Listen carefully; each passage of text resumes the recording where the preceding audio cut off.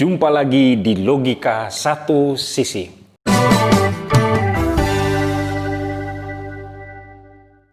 Pada bagian ke-6 dari edisi Merdeka Belajar kali ini, kita akan berbicara tentang RPP 1 halaman yang merupakan bagian dari program Merdeka Belajar untuk memberikan kemerdekaan bagi para guru. Dalam konsepnya, RPP cukup dibuat 1 halaman saja. Harapannya, dengan penyederhanaan administrasi ini, diharapkan guru mempunyai waktu untuk belajar dan meningkatkan kompetensinya.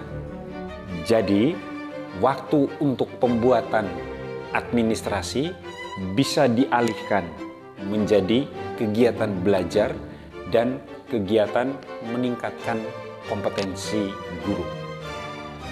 Sebagaimana yang diketahui bahwa RPP atau rencana pelaksanaan pembelajaran pada dasarnya adalah rencana operasional guru ketika berada di kelas saat memimpin atau memfasilitasi kegiatan pembelajaran.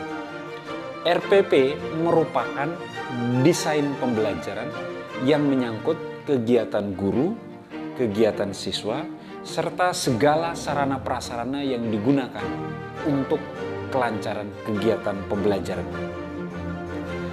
Ada sinyalemen bahwa selama ini waktu guru lebih banyak terkuras untuk pembuatan administrasi, sehingga kurang memiliki waktu untuk menyiapkan pembelajaran dengan baik. Padahal pembelajaran merupakan aktivitas utama seorang guru. Karena itu, dengan program Merdeka Belajar, Mas Menteri Nadiem Makarim ingin mengurangi beban pembuatan administrasi tersebut dengan meluncurkan RPP 1 halaman. Pada RPP sebelumnya memiliki kurang lebih 11 sampai 13 komponen. Ya, tergantung ini bisa dipecah sendiri-sendiri lagi, ada beberapa itu.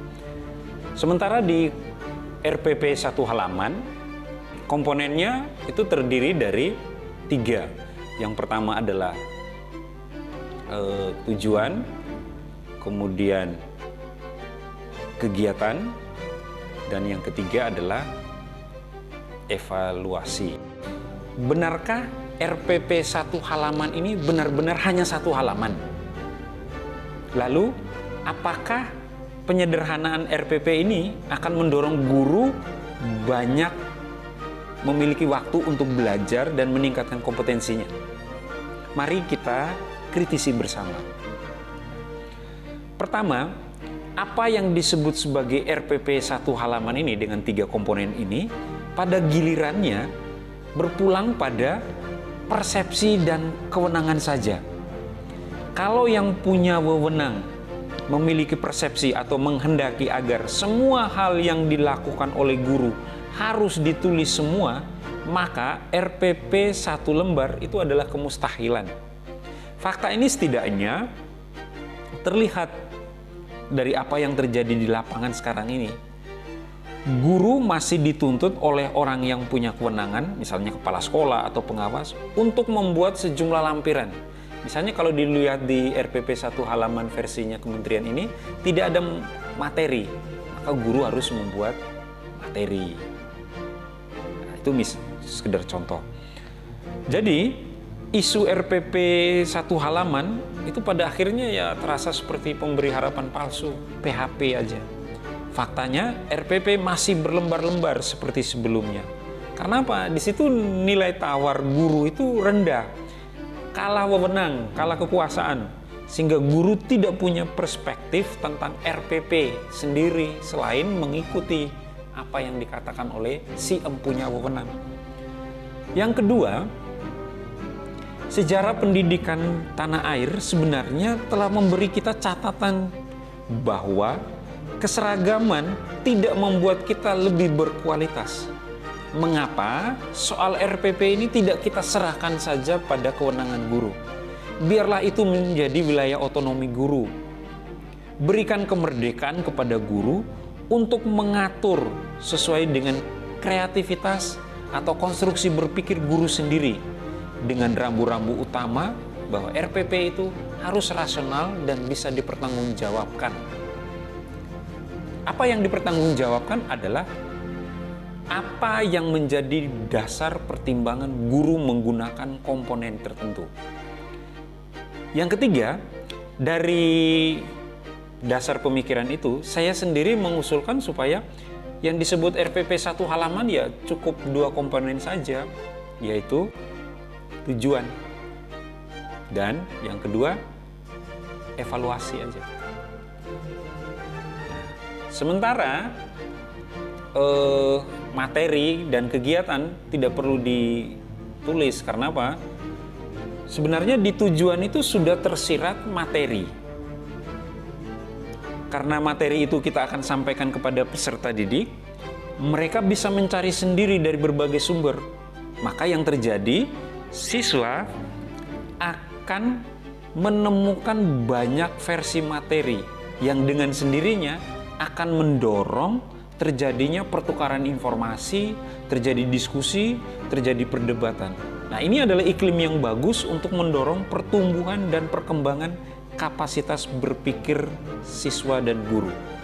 Nah, sementara langkah pembelajaran saya agak sedikit berbeda dengan versi kementerian yang tidak perlu ditulis kegiatan ini, karena kegiatan itu kita langsung masukkan saja di tujuan. Misalnya melalui pembelajaran berbasis masalah atau PBL, atau misalnya mau discovery atau jigsaw atau apapun di situ, peserta didik diharapkan dapat, misalnya ini materinya adalah membedakan arbitrase dan mediasi. Cukup begitu. Maka sebenarnya di rumusan tujuan ini sudah termuat materinya. Arbitrase itu apa, mediasi itu apa, kemudian bedanya di mana. Jadi tidak perlu lagi suruh buat lampiran materi. Nah, sementara langkahnya PBL, langkahnya discovery tidak perlu dibuat terperinci karena asumsinya semua insan sekolah, guru, kepala sekolah, atau pengawas itu sudah memahami sintaknya atau tahap-tahap itu. Sehingga tidak perlu ditulis terperinci, yang justru membuang banyak waktu. Sementara alat dan media sama seperti yang di RPP 1 halaman versi kementerian itu tidak perlu disampaikan, tidak perlu ditulis. Namun terlepas dari RPP ini, yang perlu juga kita ketahui bahwa kita pahami bersama bahwa tugas administrasi guru itu tidak hanya soal administrasi pembelajaran saja, tapi guru itu masih sering dibebani dengan administrasi tambahan yang menjadi tugas tambahan atau tugas lainnya, misalnya fungsinya dia sebagai kepala perpustakaan, misalnya ya, fungsinya dia sebagai kepala perpustakaan atau sebagai kepala lab, atau sebagai pembina ekstra, atau mungkin juga sebagai wali kelas. Nah, ini adalah tugas tambahan yang sering cukup banyak menyita waktu. Selain itu, juga masih kalau sekolah itu masih mengikuti lomba-lomba, ya. Lomba-lomba yang seringkali banyak menekankan pada aspek administrasinya. Misalnya kita lihat ada banyak ya, misalnya lomba UKS, ada lomba LLSS, lomba lingkungan sekolah sehat, lomba MBS, manajemen berbasis sekolah, lomba adiwiyata, lomba sekolah ramah anak. Ya. Nah, lomba-lomba ini seringkali memberikan porsi administrasi yang sangat besar sehingga mengabaikan esensinya. Nah, itu lomba-lomba ini seringkali menyita banyak sekali waktu guru, memberikan beban pekerjaan yang sangat besar kepada guru, sehingga mereka tidak punya waktu lagi untuk belajar. Persoalan selanjutnya adalah apakah penyederhanaan administrasi ini akan secara otomatis mendorong guru untuk belajar dan meningkatkan kompetensinya. Kalau soal ini nanti dulu.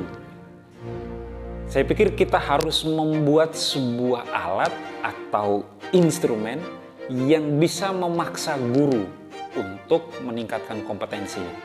Misalnya, ada sebuah kewajiban bahwa dalam 1 tahun guru wajib membaca beberapa buku referensi atau mengikuti seminar dan sebagainya. Karena sebagaimana yang sering disinggung dalam channel ini, sekolah itu adalah sebuah institusi yang paling malas untuk berubah. Anda boleh tidak setuju dengan pandangan ini, karena ini hanya logika satu sisi. Namun, kita semua tentu sepakat bahwa hanya guru yang memiliki kemerdekaan berpikir yang bisa mengajarkan kemerdekaan berpikir itu kepada peserta didik. Tanggung jawab profesional guru terletak pada bagaimana pencapaian hasil belajar peserta didik yang tercermin pada pencapaian tujuan pembelajaran dan berkembangnya kapasitas kemampuan dan konstruksi berpikirnya. Apapun aktivitas yang dilakukan oleh guru dalam seluruh aktivitasnya di sekolah adalah upaya untuk memanusiakan manusia. Maka perhatian dan energi guru harus dicurahkan pada peserta didik, bukan pada administrasi. Cogito ergo sum. Aku ada karena aku berpikir. Sampai jumpa.